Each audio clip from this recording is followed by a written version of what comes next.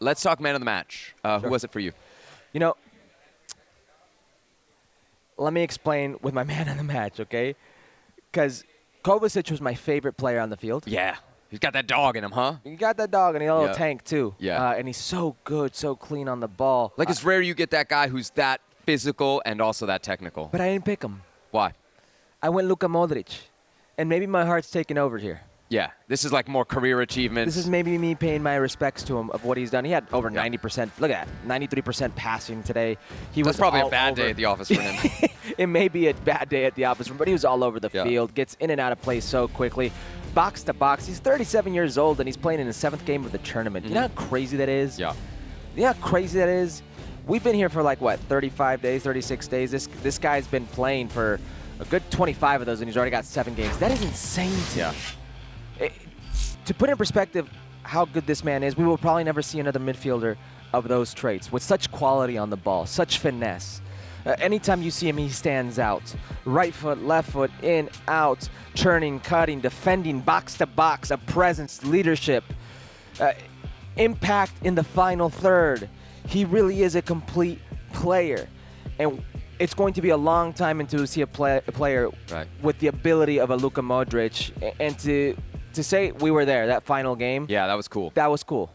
Yeah. So you're kind of going career achievement. If I were to think of Croatia and think tournament achievement, I would have to acknowledge their goalie, Dominik Livakovic. Okay. I mean, he was amazing throughout the tournament. He was good. I thought maybe on the Morocco goal tonight, he might have been a little bit at fault. You didn't see it I that didn't way. think so. But Yeah. against Brazil, 10 saves. Ridiculous. The heroics in the penalty Yeah. shootout.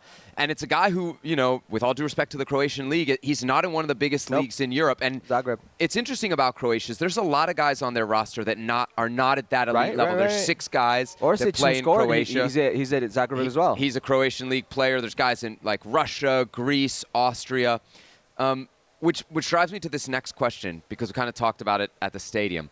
Christian Pulisic has, you know, some Croatian background. Of course he does. What kind of minutes do you think he'd get on this Croatian First of all, he'd be Pulisic over there. Right. Not Pulisic. Yeah. Interesting question. Yeah. Because we were asking ourselves that question. I mean, listen, if you're playing at Chelsea or in that roster and cracking that lineup, you're probably going to get a shot on the Croatian national team. Yes, of course. I think he'd be in the mix.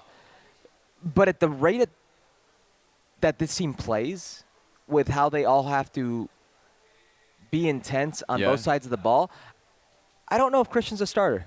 Really? Yeah. I mean, think about the big impact players who are up front. Perisic is probably who we be battling with, right? And then we saw Mislav Orsic hit that. And then Orsic comes What a in and golazo today. My goodness. We're not comparing resumes. I'm comparing intensity of players for the style of Croatia. Right. You just think he might not be the ideal fit for the way that they play. Correct. He's good enough. Of course he's good enough. But like, of course he's good enough. Probably another name to mention too is Guardiol. Guardiol who had the nightmare moment in the semifinal, but that beautiful set hold piece on a second. and he gets the first goal Nightmare moment. Sure. Was it really a nightmare moment? Right. It's a nightmare because it's Messi who skins you, but you do everything right, everything you're taught to do. Sure. You're just You're just on the wrong end of one of the greatest players to ever play the game. Right.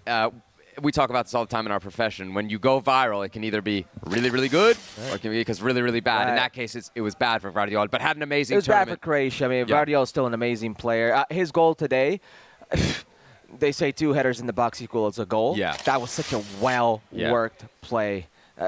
They knew exactly how they going to execute it, and Guardiola, even the header, it almost started like bending, and it was perfectly timed, perfectly executed.